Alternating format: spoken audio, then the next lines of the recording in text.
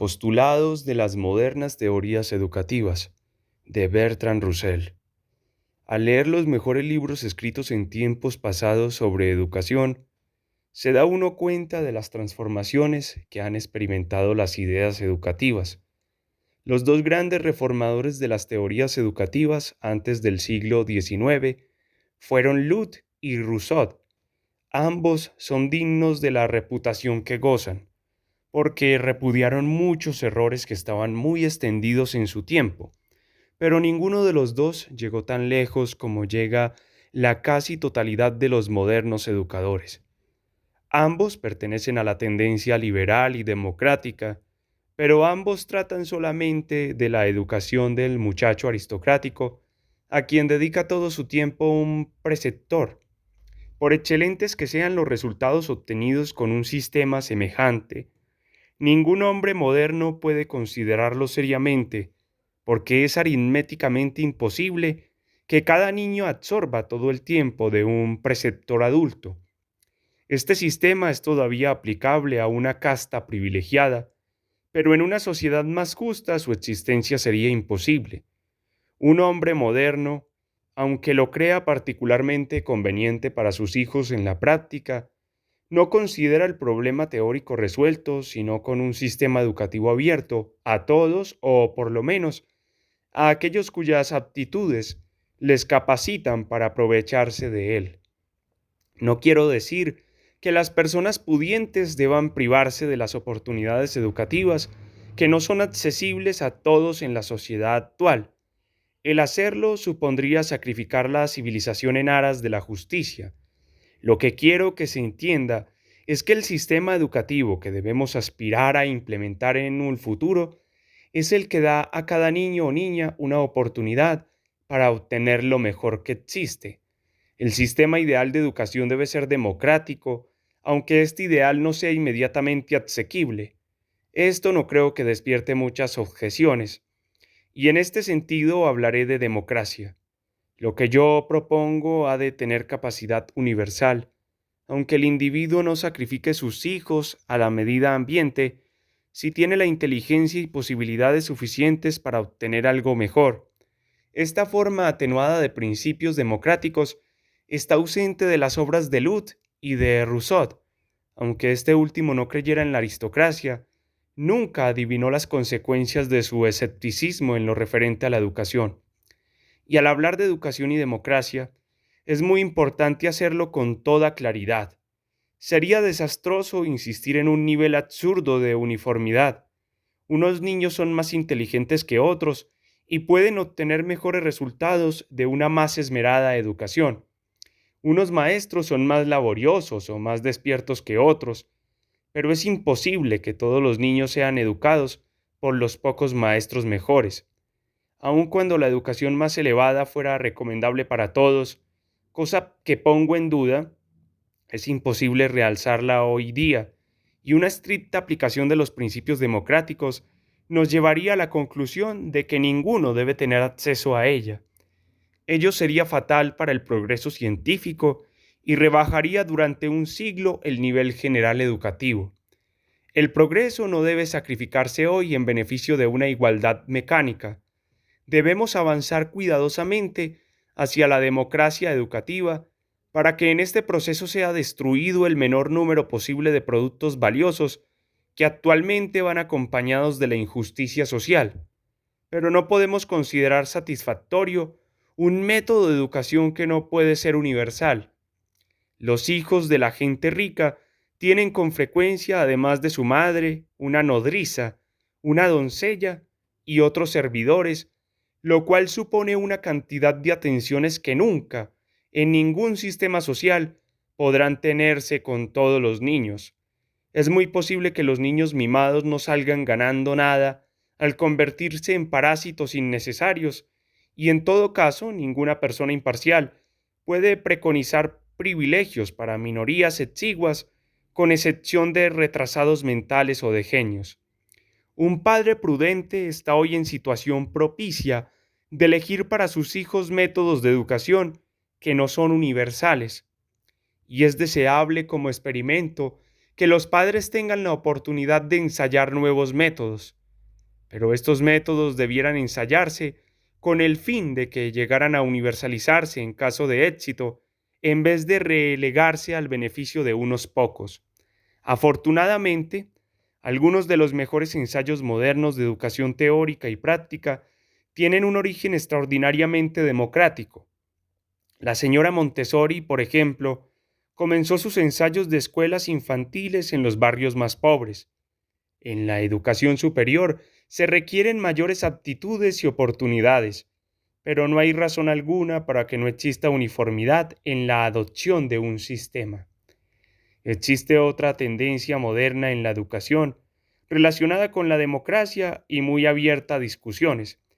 Me refiero a la tendencia de que la educación sea más bien de carácter utilitario que cultural o decorativa. La relación de lo ornamental con la aristocracia ha sido analizada muy detenidamente en el libro de Veblen, Ideología de la clase acomodada, pero lo que a nosotros nos interesa es el aspecto exclusivamente educativo. En lo que se refiere al hombre, la discusión se reduce a elegir entre la educación clásica y la moderna. En cuanto a la mujer, interviene en la disputa educativa el ideal de la señorita y el deseo de bastarse a sí misma. Pero todo el problema educativo en lo referente a la mujer ha sido influido por el deseo de igualdad sexual. Se ha hecho el ensayo de dar a las mujeres la misma educación que a los hombres, aun cuando no fuera en modo alguno recomendable. A causa de ello, los educadores femeninos se han esforzado en dar a las mujeres los mismos conocimientos inútiles que a los hombres en la misma clase, y se han opuesto enérgicamente a que una parte de la educación femenina comprendiera una preparación técnica para la maternidad. Esta división de opiniones demuestra que la tendencia a que me refiero es menos definida en las mujeres, aunque la decadencia de la idea de señorita distinguida es uno de los más palpables ejemplos de su existencia. Para evitar toda confusión en el problema, me limitaré por el momento a la educación masculina. Muchas discusiones aisladas, que dan a su vez origen a nuevas disputas, dependen parcialmente de la pregunta siguiente: ¿deben estudiar los jóvenes preferentemente clásicos o ciencia? Lo que se dice más corrientemente es que los clásicos son ornamentales y la ciencia útil. ¿Debe la educación convertirse lo más pronto posible en instrucción técnica para un comercio o una profesión? Nuevamente surge la disputa entre lo útil y lo ornamental, aunque no sea decisiva. Se debe enseñar a los niños a hablar correctamente y a tener buenas maneras, o esto no es otra cosa que restos de aristocratismo. ¿Tiene importancia la apreciación del arte para quien no sea un artista? ¿La pronunciación debe ser fonética? Todas estas y otras muchas interrogaciones no son más que una parte de la discusión entre lo útil y lo ornamental. Sin embargo, yo creo que esta disputa es completamente estéril. Al definir los términos, se desvanece. Si interpretamos la palabra útil en un sentido amplio y la palabra ornamental en un sentido estricto, tienen razón los unos. Si la interpretación es contraria, tienen razón los otros. En el sentido más amplio y exacto de la palabra, una actividad es útil cuando produce buenos resultados, y estos resultados pueden ser buenos en un sentido distinto del meramente utilitario, o de lo contrario, no es una buena definición. No podemos decir que una actividad es útil cuando produce resultados útiles. La esencia de lo útil consiste en producir un resultado que no es meramente útil. A veces es necesaria una larga serie de resultados antes de conseguir un resultado final que pueda denominarse simplemente bueno. Un arado es útil porque desgarra la tierra. El desgarrar la tierra no es una operación buena por sí misma, pero deviene útil porque permite sembrar la tierra. Es útil porque produce grano, que es útil porque produce pan, que es útil porque conserva la vida. Pero la vida debe ser capaz de algún valor intrínseco. Si la vida fuera únicamente útil como medio para otras vidas, no sería útil en modo alguno. La vida puede ser buena o mala, según las circunstancias. Puede ser útil cuando es el medio para una buena vida. Siempre tendremos que avanzar más allá de la cadena de utilidades sucesivas y encontrar algo positivo en donde colgarla, porque de lo contrario no existe utilidad alguna en ninguno de los anillos de la cadena. Definiendo lo útil de este modo, no cabe duda de que la educación debe ser útil. Debe serlo porque el proceso educativo es el medio para un fin, y no un fin en sí mismo. Pero no es esto lo que preocupa a los partidarios de la educación utilitaria. Lo que reclaman es que el resultado de la educación sea utilitario o, dicho más crudamente, para ellos un hombre educado es un hombre que sabe hacer máquinas.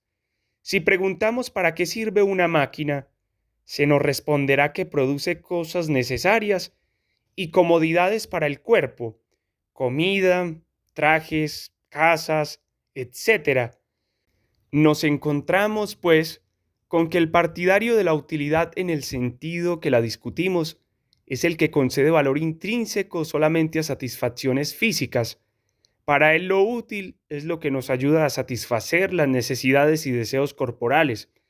Cuando es esto lo que realmente preconiza, el partidario de la utilidad está equivocado si le asigna un sentido filosófico, aunque en un mundo donde tanta gente tiene hambre puede tener razón como político, puesto que nada hay tan urgente en nuestros días como la satisfacción de necesidades materiales.